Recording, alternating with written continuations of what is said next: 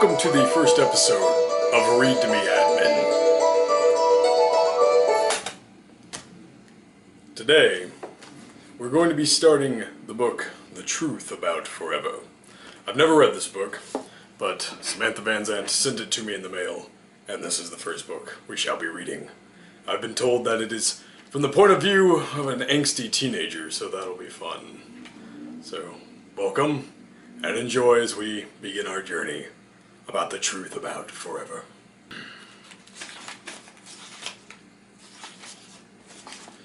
Here we go. Chapter 1. Jason was going to brain camp. It had another name, a real name, but that's what everyone called it. Okay, he said, wedging a final pair of socks along the edge of his suitcase. The list. One more time. I picked up the piece of paper beside me. Pins, I said, notebooks, phone card, camera battery, vitamins. His fingers moved across the contents of the bag, finding and identifying each item. Check and double check.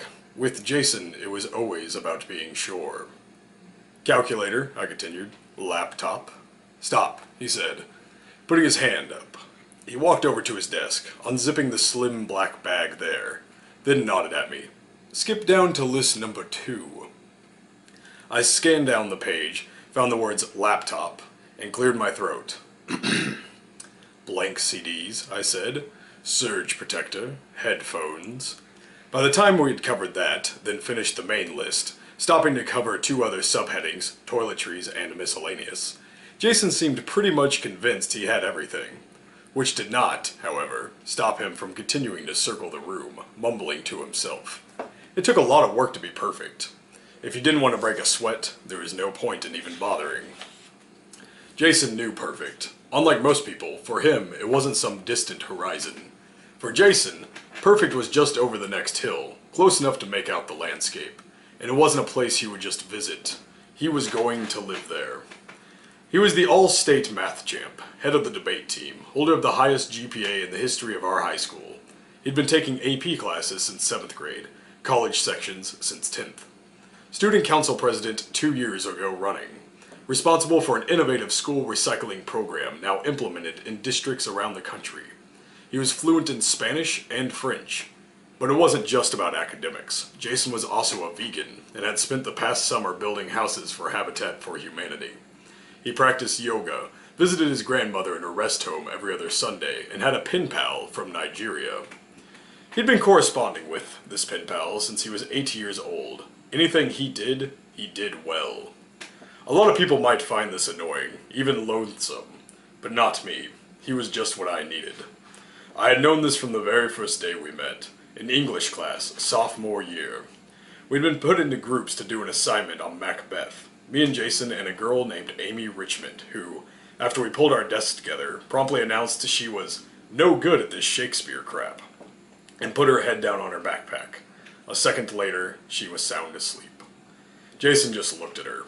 Well, he said, opening his textbook, I guess we should get started. This was right after everything happened, and I was in a silent phase.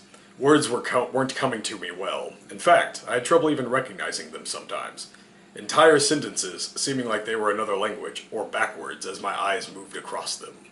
Just printing my own name on the top of a page a few days previously, I'd second-guessed the letters and their order. Not even sure of that anymore. So of course, Macbeth had totally mystified me. I'd spent the entire weekend struggling with the antiquated language, and weird names of the characters, unable to even figure out the most basic aspects of the story. I opened my book, and staring down at the lines of dialogue. Had I but died an hour before this chance, I'd had lived a blessed time, for, from this instant, there's nothing serious in mortality. All is but toys. Nope, I thought, nothing. Lucky for me, Jason, who was not about to leave his grade in someone else's hands, was used to taking control of group work. So he opened his notebook to a clean page, pulled out a pen and uncapped it. First, he said to me, let's just get down the basic themes of the play. Then we can figure out what to write about. I nodded. All around us I could hear our classmates chattering, the tired voice of our English teacher, Mr. Sonnenberg, telling us again to please settle down. Jason skipped down a few lines on his page. Murder. I watched him write. His handwriting was clean, block style, and he moved across the page quickly. Power, marriage, revenge, prophecy, politics. It seemed like he could go on forever, but then he stopped, and he looked at me. "What else?" he asked. I glanced back down at my book, as if somehow the words there would suddenly form together into something coherent. I could feel Jason looking at me, not unkindly, just waiting for me to contribute. "I don't," I said finally, then stopped, the words sticking. I swallowed, then started over. "I don't understand it, actually." I was sure hearing this he'd shoot me the same look he'd given Amy Richmond, but Jason surprised me, putting down his pen. "Which part?" "Any of it," I said, and when he didn't roll his eyes as I had been expecting, I added, "I mean, I know there's a murder plot, and I know there's an invasion, but the rest, I don't know, it's totally confusing." "Look," he said, picking up his pen again, "it's not as complicated as you might think. The key to really understanding is to start with the prophecy about what's going on. See here." He started flipping pages in his book, still talking, and pointed out a passage to me. Then he read it aloud, and as his fingers moved across the words, it was like he changed them. Magic. And suddenly, they made sense. And I felt comfort. Finally, all I'd wanted for so long was for someone to explain everything that had happened to me in this same way. To label it neatly on a page. This leads to this leads to this. I knew deep down it was more complicated than that. But watching Jason, I was hopeful. He took the mess that was Macbeth and fixed it, and I had to wonder if he might, in some small way, be able to do the same for me. So I moved myself closer to him, and I have been there ever since. Now, he zipped up his laptop case and put it on the bed with the rest of his stuff. "Okay," he said, taking one last glance around the room. "Let's go." His mom and dad were already in their Volvo when we came outside. Mr. Talbot got out, opened the trunk, and he and Jason took a few minutes getting everything situated. As I got in the back seat and put on my seatbelt, Miss Talbot turned around and smiled at me. She was a botanist, her husband a chemist, both of them professors. They were so scholarly that every time I saw either of them without a book in their hands, they looked weird to me, as if they were missing their noses or their elbows. I tried not to think about this as she said, "So, Macy, what are you going to do until August without Jason?" "I don't know," I said. I was working at the library, taking over Jason's job at the information desk, but other than that, the next 8 weeks were just looming ahead. Empty. While I had a few friends from student council, most had gone away for the summers themselves, to Europe or to camp. To be honest, Jason's and my relationship was pretty time-consuming, between yoga, classes, and student government stuff. Not to mention all the causes we dealt with. There just hadn't been much time for anyone else. Besides, Jason got easily frustrated with people, so I'd been hesitant to invite new people out with us. If they were slow or lazy in any way, he lost patience fast. It was just easier to hang out with him or with his friends, who could keep up with him. I never really thought about this as a bad thing. Actually, it's just how we were. On the way to the airport, Jason and his dad discussed some elections that had just happened in Europe. His mom fretted about construction traffic, and I sat there, looking at the inch between Jason's knee and mine, and wondering why I didn't try to move closer to him. This wasn't new. He hadn't even kissed me until our third date, and now, after a year and a half, we still hadn't discussed going all the way. At the time we met, someone just hugging me felt like it was too much to bear. I didn't want anyone to get too close, so this had been all I'd wanted. A boy who understood how I felt. Now, though, I sometimes wished for more. At the airport, we said goodbye at the gate. His parents hugged him, then discreetly walked across the waiting room to stand at the window there, looking out at the runway and at the big stretch of blue sky that hung over it. I put my arms around Jason, breathing in his smell, sports stick deodorant, and acne cleanser. Deeply, so I'd get enough to last me a while. "I'm going to miss you," I told him, "so much." "It's only 8 weeks," he said. He kissed me on the forehead, then, quickly, so quickly I didn't even have time to react, on the lips. He leaned back and looked at me, tightening his arms around my waist. "I'll email you," he said, and kissed me on the forehead again. As they called his flight and he disappeared down the hallway to the plane, I stood with the Talbots and watched him go, feeling a tug in my chest. It was going to be a long summer. I'd wanted a real kiss, something to remember, but I'd long ago learned not to be too picky in farewells. They weren't guaranteed or promised. You were lucky, more than blessed, if you got a goodbye at all. My dad died, and I was there. This was how people knew me. Not as Macy Queen, daughter of Deborah, who built pretty houses and brand new cul-de-sacs, or as a sister of Caroline, who had just about the most beautiful wedding anyone had ever seen at the Lakeview Inn the previous summer. Not even as the one-time holder of the record for the 50-yard dash middle school division. No, I was Macy Queen, who'd woken up the day after Christmas and gone outside to see her father splayed out at the end of the road, a stranger pumping away at his broad chest. I saw my dad die. That was who I was now. When people first heard this or saw me and remembered it, they always made that face.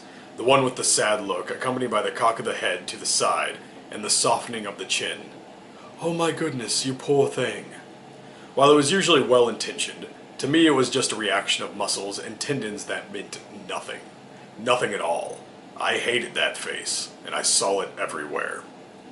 The first time was at the hospital. I was sitting in a plastic chair by the drink machine when my mother walked out of the small waiting room, the one off the main one. I already knew this was where they took people to tell them the really bad news, that their wait was over, their person was dead. In fact, I'd just watch another family make this progression, the 10 or so steps, and then the turn of the corner crossing over from hopeful to hopeless. As my mother, now the latter, came toward me, I knew. And behind her there was this plump nurse holding a chart, and she saw me standing there in my track pants and baggy sweatshirt, my old smelly running shoes, and she made the face. Oh, poor dear. Then, though, I had no idea it would follow me. I saw the face of the funeral everywhere. It was common mask on the people clumped on the steps sitting quietly, murmuring in the pews, shooting me sideways looks that I could feel even as I kept my head down. My eyes on the solid black of my tights, the scuffs on my shoes. Besides me, my sister Caroline sobbed. Through the service, as we walked down the aisle, and in the limo, at the cemetery, at the reception afterwards, she cried so much it seemed wrong for me to, even if I could have. For anyone else to join in, it was just overkill. I hated that I was in this situation. I hated that my dad was gone. I hated that I'd been lazy and sleepy and had waved him off when he came into my room that morning, wearing his smelly Waccamaw 5K shirt, leaning down to my ear to whisper, "Macy, wake up. I'll give you a head start. Come on, you know the first few steps are the hardest." I hated that it had been not 2 or 3, but 5 minutes later that I changed my mind, getting up to dig out my track pants and lace my shoes. I hated that I wasn't faster on those 3/10 of a mile, that by the time I got to him he was already gone, unable to hear my voice, to see my face, so that I could say all the things I wanted to. I might have been the girl whose dad died, the girl who was there, and everyone might have known it. Like so much else, I could not control that. But the fact that I was angry and scared, that was my secret to keep. They didn't get to have that too. It was all mine. When I got home from the Talbots, there was a box on the porch. As soon as I leaned over and saw the return address, I knew what it was. "Mom?" My voice boomed down the empty front hall as I came inside, bumping the door shut behind me. In the dining room, I could see flyers stacked around several floral arrangements, everything all set for the cocktail reception my mother was hosting that night. The newest phase of her neighborhood luxury townhouses was just starting construction, and she had sales to make, which meant she was in a full-out schmooze mode, a fact that made clear by the sign over the mantel featuring her smiling face and her slogan, "Queen Homes, let us build your castle." I put the box on the kitchen island, right in the center, then walked to the fridge and poured myself a glass of orange juice. I drank all of it down, rinsed the cup, and put it in the dishwasher. But it didn't matter how I busied myself. The entire time I was aware of the box perched there waiting for me. There was nothing to do but to just get it over with.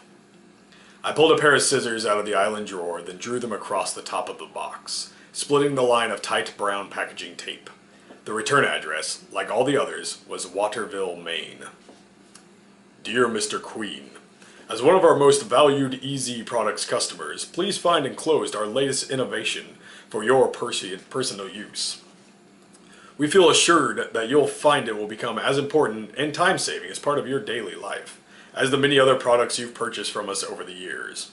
If, however, for some reason you're not completely satisfied, return it within 30 days and your account will not be charged. Thank you again for your patronage. If you have any questions, please feel free to contact our friendly customer service staff at the number below.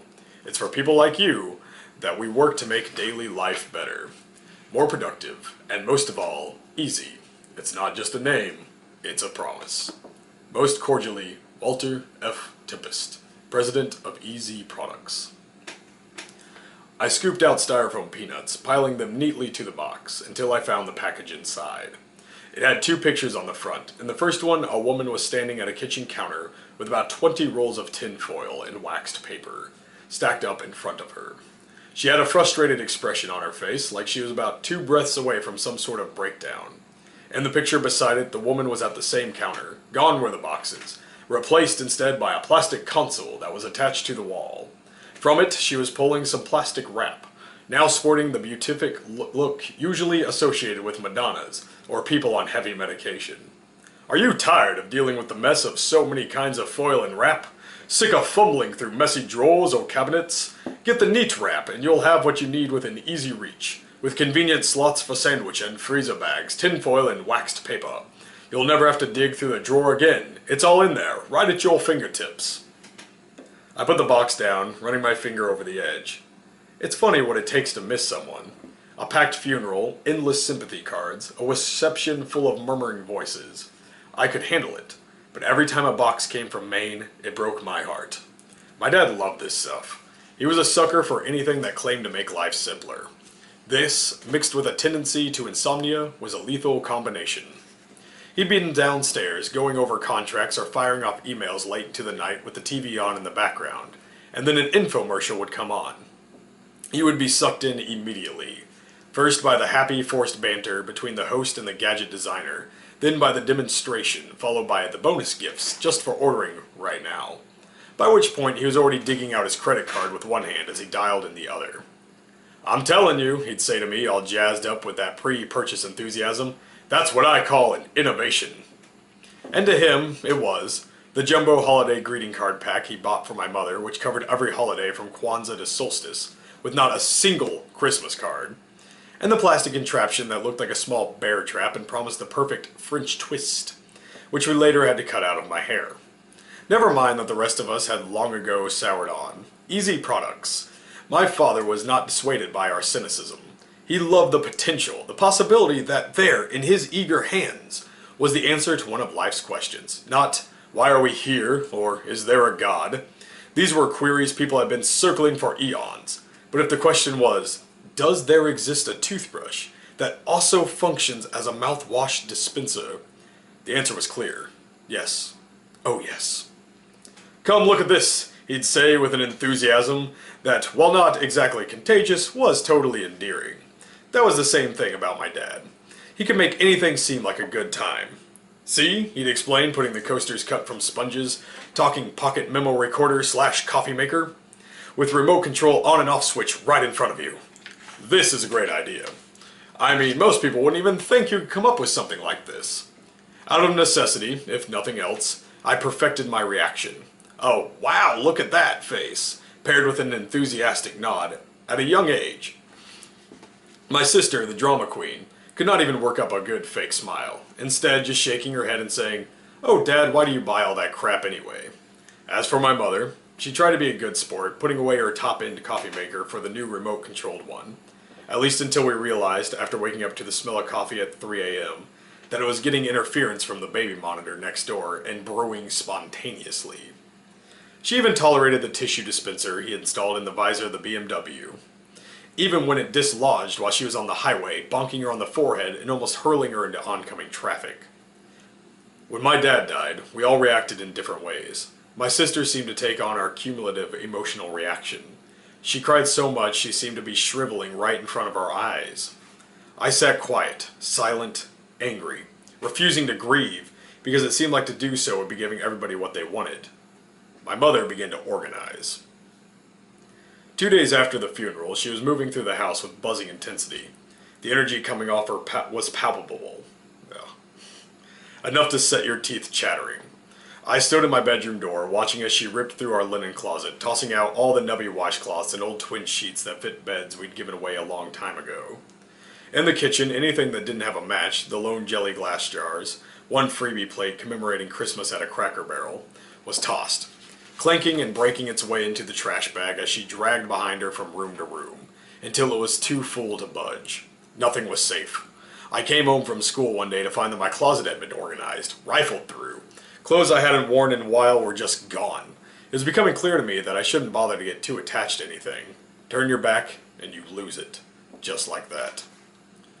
The easy stuff was among the last to go. On a Saturday morning, about a week after the funeral, she was up at 6 a.m. piling things in the driveway for Goodwill. By 9, she emptied out most of the garage, the old treadmill, the lawn chairs, and boxes of never-used Christmas ornaments. As much as I'd been worried about her as she went on this tear, I was even more concerned about what would happen when she was all done, and the only mess left was us. I walked across the grass to the driveway, sidestepping a stack of unopened paint cans. "All of this going?" I asked as she bent over a box of stuffed animals.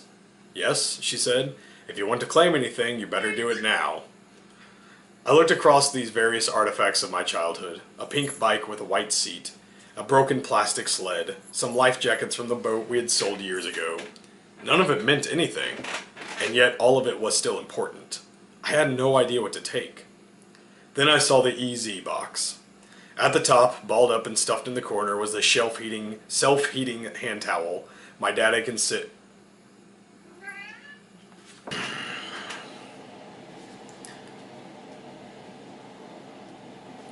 Then I saw the EZ box at the top, balled up and stuffed in the corner, was the self-heating hand towel my dad had considered a miracle of science, only a few weeks earlier.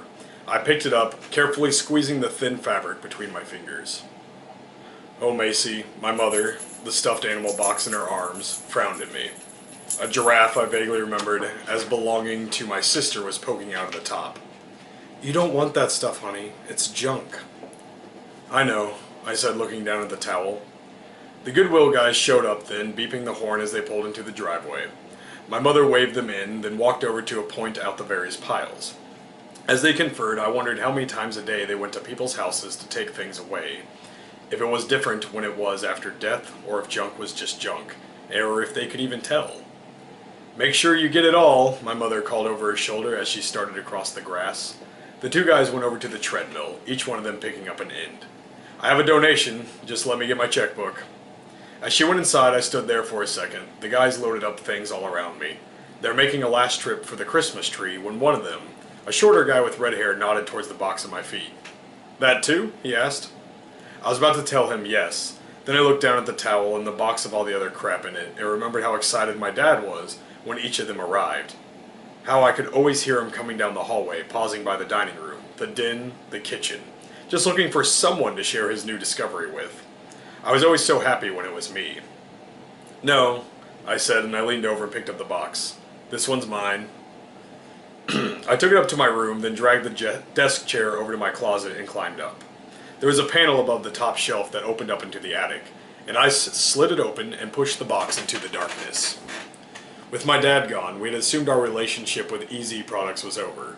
But then about a month after the funeral, another package showed up, a combination of pin/pocket stapler. We figured he had ordered it right before this heart attack, his final purchase, until the next month, when a decorative rock/sprinkler arrived. When my mother called to complain, the customer service person apologized profusely.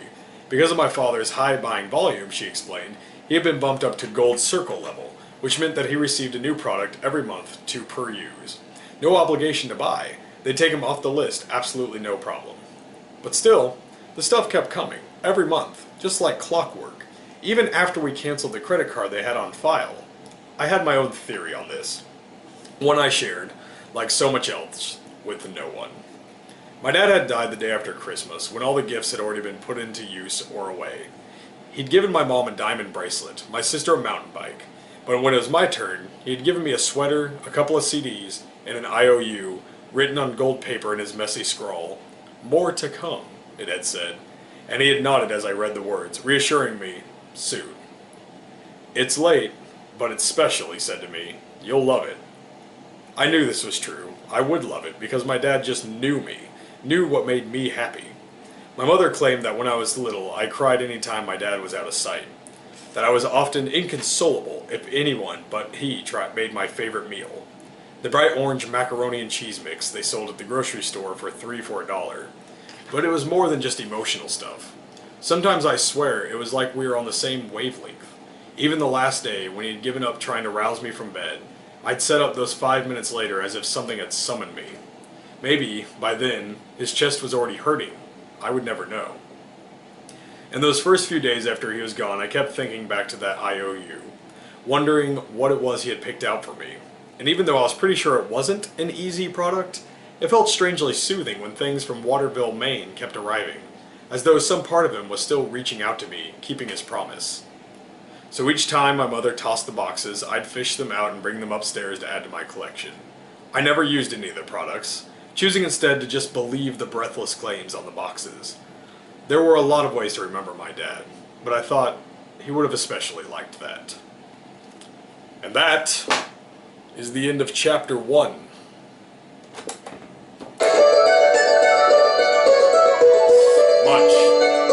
Much too loud.